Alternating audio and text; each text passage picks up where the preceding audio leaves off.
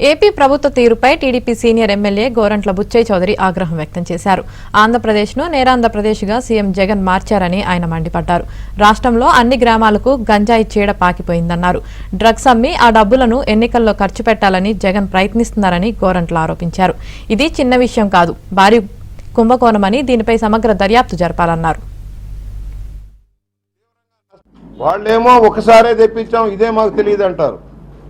Port అధికారులేమో గతంలో చాలాసార్లు dice తెప్పించారు, కంటైనర్లు వచ్చాయని చెబుతున్నారు. ఇది భారీ కుంభకోణం ఉంది. దీంట్లో దేశ యువతని తీవ్రంగా నష్టపడుతున్న ఈ మద్యం మత్తులో ముంచుతున్న వ్యవహారంలో సమగ్ర విచారణ జరగాల్సిన అవసరం ఉంది.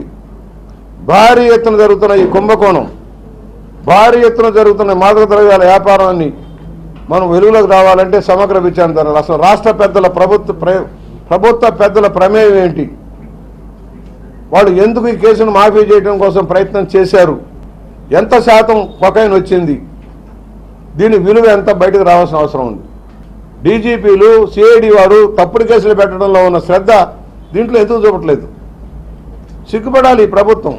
కొన్ని లక్షల కోట్ల మద్యం మత్తు పదార్థాల వ్యాపారానికి దీన్ని బట్టి అర్థమవుతుందంటే ఎన్నిసార్లు కంటైనర్లో డ్రైస్ తెప్పించారు.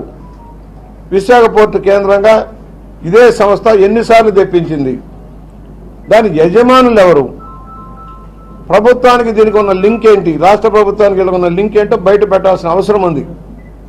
మేము డిమాండ్ చేస్తున్నాం, రాష్ట్రాన్ని భ్రష్టు పట్టించి సర్వనాశనం చేసి యువత భవిష్యత్తుకి అంధకారం మిగులుస్తున్న జగన్మోహన్ రెడ్డికి గుణపాఠం చెప్పాల్సిన సమయం ఆసనం.